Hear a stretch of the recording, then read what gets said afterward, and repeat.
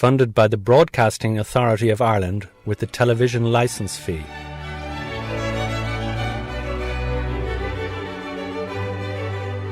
You're listening to Programme 2 of the three-part They Dared to Care series. Over the years, many Irish missionary women have done Trojan work in various faraway lands. This is a few of their stories. Some of us were teachers and some of us were social workers and some of us were medical people, nurses, and we had a couple of doctors. Social justice, that's one of the issues. Whether it is working with women in the sex industry, people with AIDS, people in prisons, people in elderly homes with nobody to visit them.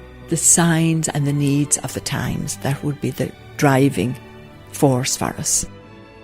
The meaning of mission is to help people realise that they're loved. Helping people to be restored to their own dignity, their own health, their own well-being.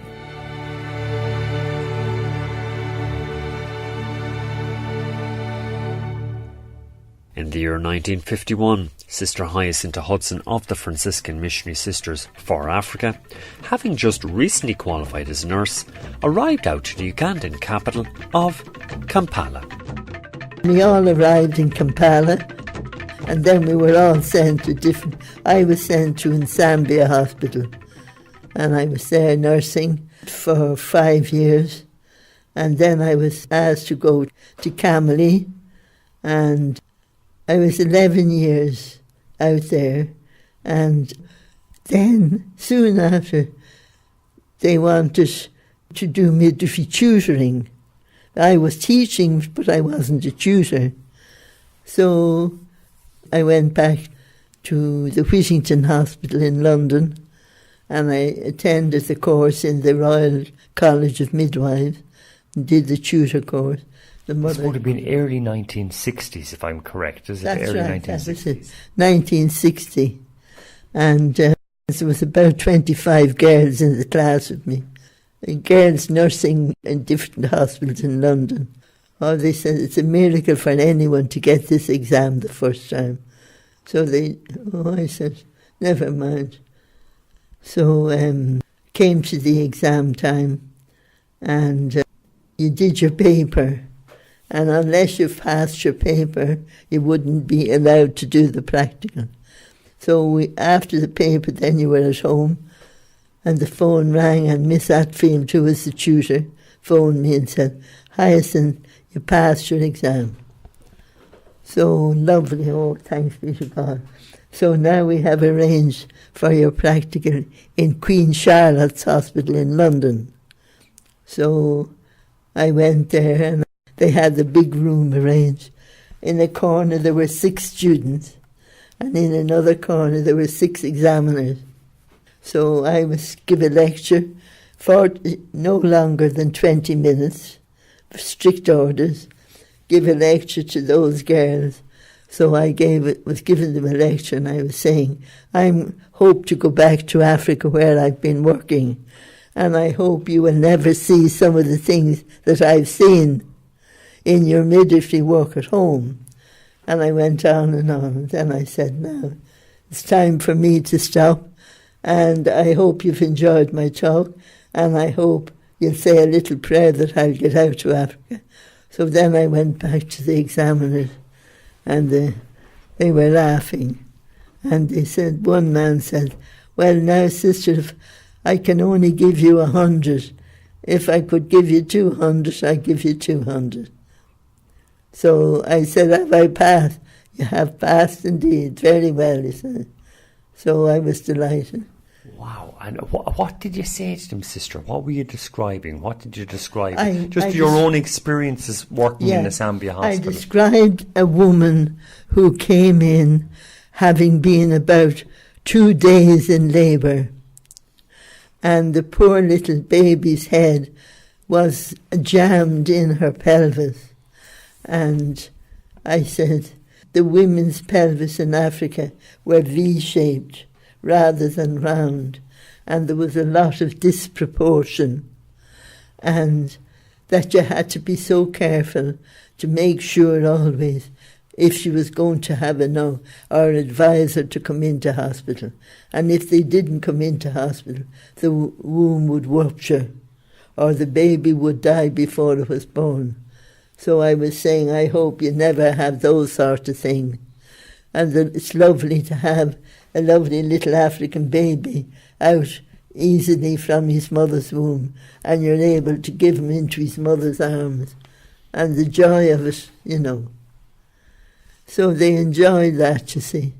Afterwards, some of them used to continue to write to me for 6 and 7 years, God, you really had an impression, but you'd lived through it, you'd had the experiences, and now all of a sudden you have an audience and you have something to say. I had a story to tell, and they enjoyed it, and I enjoyed telling it, because it had given me great joy, really. When you're able to do things, and you're not compelled, it's sort of, they come as a loving gift to you, to me, and I want to give them as a loving gift to others, so that if you can spend your life lifting people's spirits up.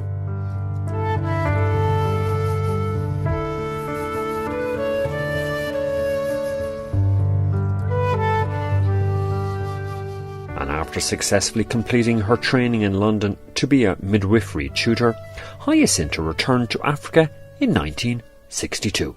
I came back to Africa and opened Camely as a midwifery training school. So that gave 2 midwifery training schools in Uganda.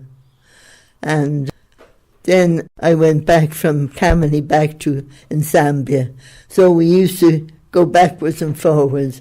And then I had a car, and I used to go around all the different centres to see the midwives that I had trained and see how they were getting on, And what were the challenges of the work, Sister? No timetable. You were 24 hours a day and night. You say you were up at night for night duty, and you were up at day for day duty. And you just thank God that you were able to do it, because I was very healthy and strong and able to manage it. But it was tiring. Once I got very sick. I had a very bad bout of malaria, and I was about a week in bed, But I didn't die in any case.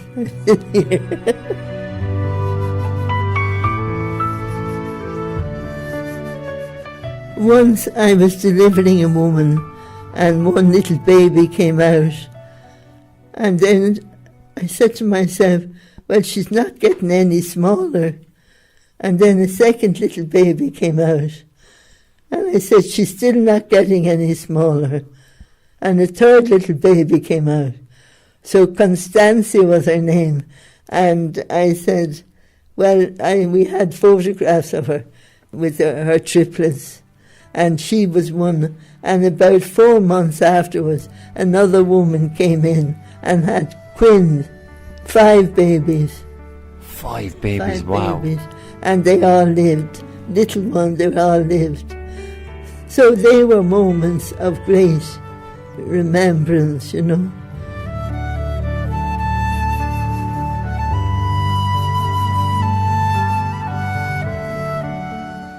What I love about the midwifery work was the fact that a mother and her little baby was able to get help. And now whenever I meet a pregnant woman, I always go over and I say, if you don't mind, please let me put my hand on your baby who is still in your womb, and wish them a happy birth.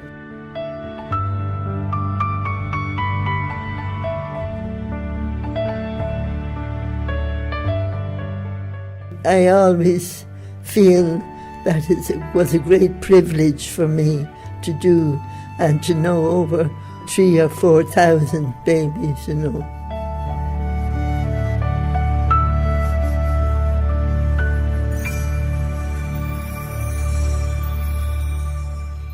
And turning our attention now to Asia.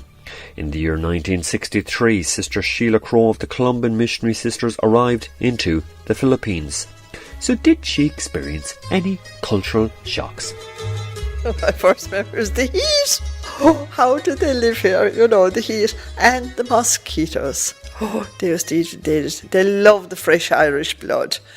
We had no air conditioning, and we were relatively poor people. We couldn't afford to leave a fan on even all night, and we used mosquito nets. And you know, you put your hands out to try to cool off at night. And I found I had to put mittens on to keep my hands from getting eaten up by the mosquitoes.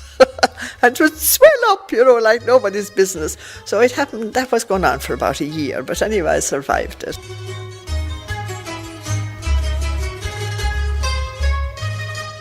The Filipinas are a very friendly and beautiful people, very musical and very easy to get to know them, you know, and the children were wonderful. So I worked in education from 63 to 77. I was away for 1 year. I went to the States to do a master's degree. So I worked in two places. One was Olongapo, Zambales. It was just beside the famous Subic Bay. And after that, my second term, I was assigned to Lingay and Pangasinan. Sheila, what was Olongapo like? You worked there for the first 7 years in the Philippines. It was a very interesting place, and actually I loved it. We had two schools there. One was just a secondary school and a primary school, about 1,000 in each. And I worked in St. Joseph's most of my time. The other place, they had a primary school, a secondary school, and a college where they offered degrees and that. But we all lived together in St. Columban's College, which was at the gate, just across the river from the base. We travelled over every morning and back every evening. The children were great, and the teachers on the whole, it was very good. And everybody in Olongapo was involved in one way or other with the base. They were working, you know, as different professions in the base, US Naval Base. And then we had, you know, the women who worked, call them prostitutes, whatever you like, in the clubs and providing entertainment for the sailors when they came out. All the big ships, the Coral Sea, the Enterprise, God, I can't remember the names of them all. Big US carriers now. Huge big things. There were 5,000 men on one of them, you know, and the chaplains were always very friendly with us. So they would do different things for the school, and some of the sailors would come out and paint the school or something like that, you know, do things for us. And very often they would empty their fridges, and we'd have icicles for God knows how long for the kids, you know, and that. So that was that. Did you actually get to go on these carriers yourself, these super carriers? What were they like? Actually, what I remember most of all about it was the deck of it, and they would show us how the planes would land and take off. Now, when they'd be in port, there would be no planes on the deck. They would all have taken off and gone on to the airdrome there. But that had another thing. While the ships were in port, all the planes, they kept up their practice and that. So we were tormented, you know, these things flying one after. These were the jets that were going back to Vietnam. And I remember asking a fellow in class one day, and I asked him something. We'd have to stop for a minute, you see, to let the plane go because they would be quite low, you know, with the thing. And I remember saying to the fellow, "Would you answer before the next plane comes?"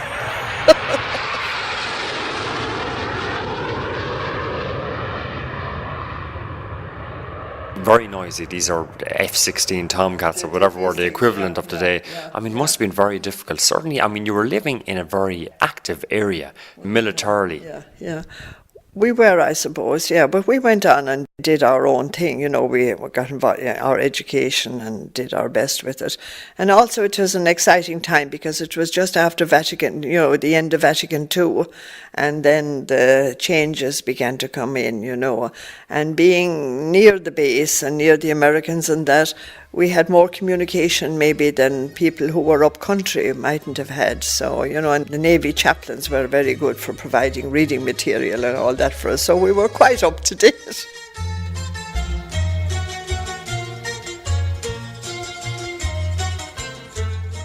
And Sheila Crowe had this to say about various services run by her Columban missionary colleagues in Olongapo. We as Columban sisters ran a clinic, an American sister, Sister Ruth Dockert, and was there somebody else with her?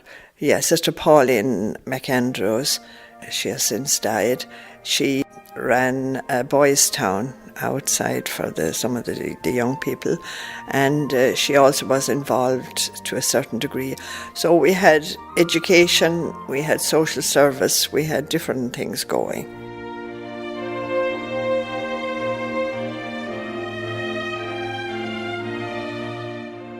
And after 3 years teaching in the city of Olongapo, Sister Sheila Crowe went to teach in a school in Lingayen, in the Philippines. Unfortunately, during her time there, disaster struck. I lived through a flood in Lingayen. We were walled off for about 5 weeks, I think. It rained and rained for so many days and the people were moving in out of the barrios, and the school was asked to put up people.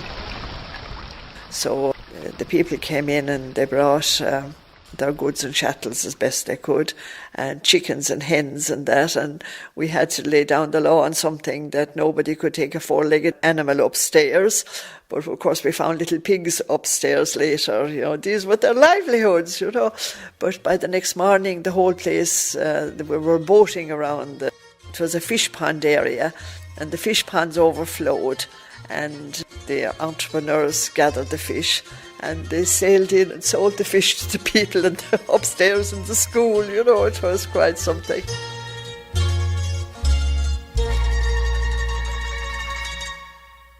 And returning back to Africa once again. In 1963, Sister Maureen Kelly of the Holy Rosary Missionary Sisters was assigned to work in Nigeria. When we arrived in Lagos, I got out of the plane. I said, "Oh, the heat.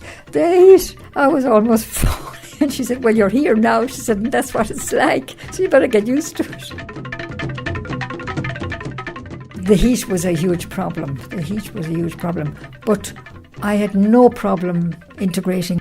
I joined the community. There were only 4 or 5 there, and we had a training college where we were training teachers, and most of them were married women, and we were updating them so that they could go out into the schools. We didn't go because we didn't have the language, but we started updating them, and then they got better and better and very much involved in that area of life. But we had other sisters in the house who were in the medical area and all that kind of thing.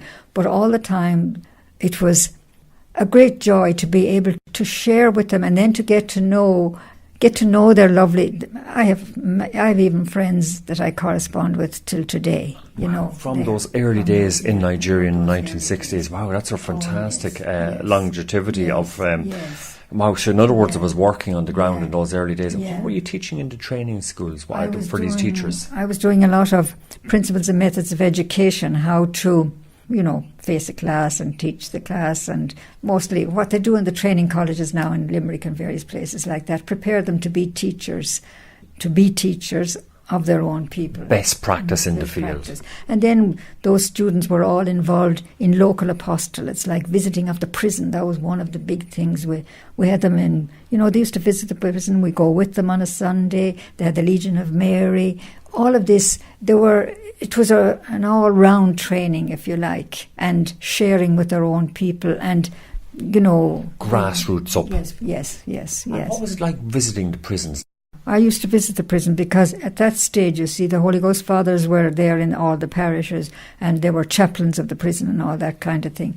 And I used to go with the students, and we used to visit the women's prison in particular, because it was an all-girls college, I found that a wonderful ministry, and I still remember when one lady there, she had a big gown on her with a C. I'll never forget it. I used to visit her and bring her little books to read and all that kind of thing, and she was eventually, she was eventually hanged, actually, which was an awful an awful disturbance, for me anyhow, to see women or anybody treated like that.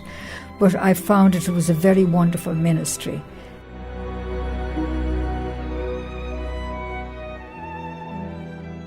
However, despite such difficulties, Maureen fell in love with Nigeria and the Nigerian people. I was there and I loved Nigeria, I have to say. My first mission, I loved it. We had a lovely community and there were Holy Ghost fathers there, even people that I knew. And there was a great buzz of mission at that time, of course. And then I was there until the war broke out. There was war pending for a while, then it broke out in 1966.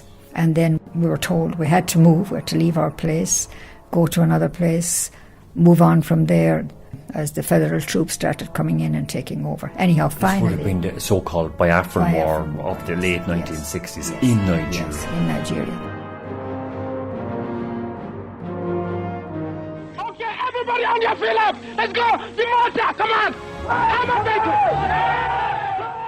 What's happening here, in fact, is that Nigeria is beginning to split into some of its constituent parts.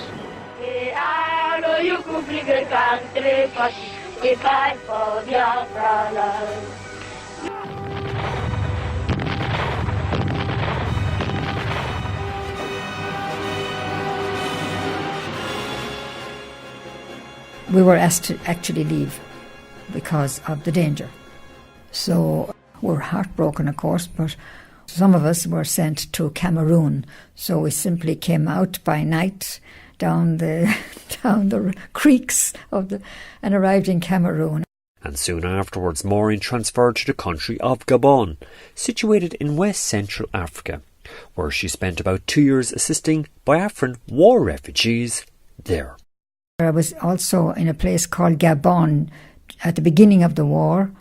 Many people were displaced, especially children, and I worked fairly closely with Concern. I worked with Concern, who used to go in, taking in food, then we'd bring the children out, and then French Caritas people had 2 camps, shall we call them, but they were lovely places. Displacement or refugee camps, as they're called. Refugee camps in Libreville, in Gabon. We had about maybe 700-800 children. And then we brought out some nurses and teachers from Biafra because they had the language. And we were there. I was there for 2 years.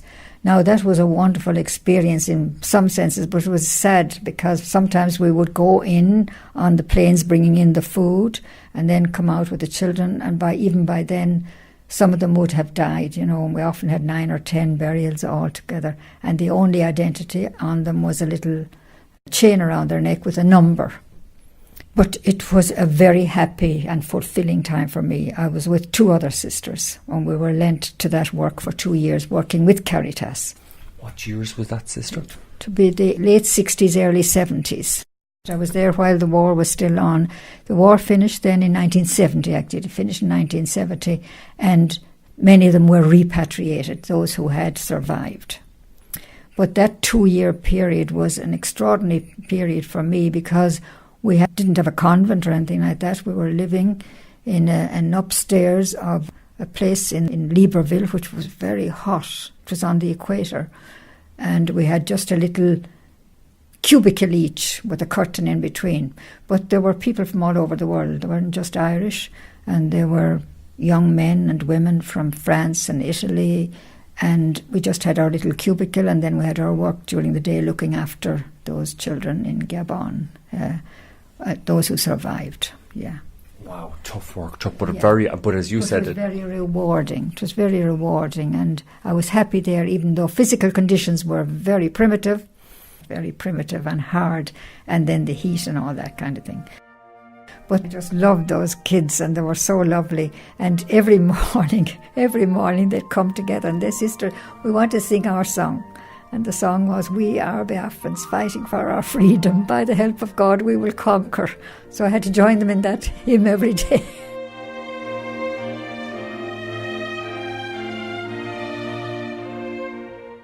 Then working a little bit along with the concerned people as well, because the food used to come into Libreville and then go into the centres and then bring out the children.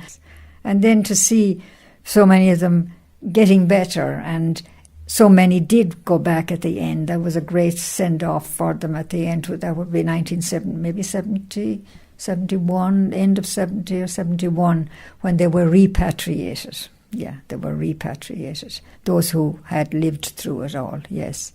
It's hard to put words on it, really, the whole experience of just being with them, being with people in situations of, not knowing where their families were, who, we didn't even know their names.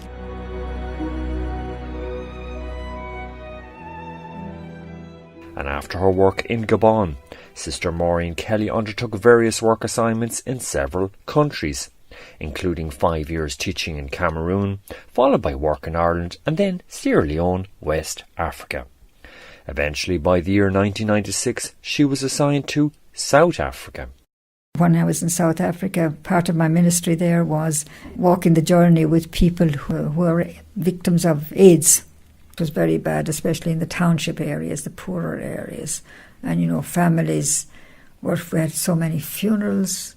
I remember one day we had 7 funerals in the parish, and then grandmothers would take children and look after them, and then sometimes the children died of AIDS. But we eventually hit on a very good idea. I think it was initiated by somebody from Uganda, I think, to form AIDS awareness programs. We started AIDS awareness programs anyhow among the youth. And from there on, people began to be aware of how they could, shall we say, prevent AIDS. And they became involved and would meet very regularly and then take precautions and all that kind of thing, And now there are far less cases, because South Africa in general and Southern Africa went into big programs of AIDS awareness, initiated by the church, really.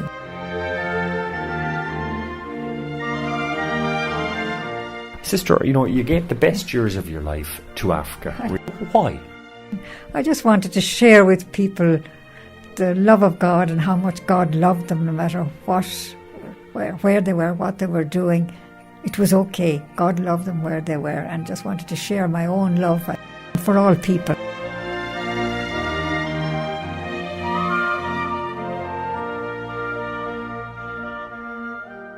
And to hear more inspirational stories of Irish missionary sisters working in faraway lands, then make sure to catch our next number 3 programme in this 3-part They Dared to Care series. From myself, Paul Wright, bye for now.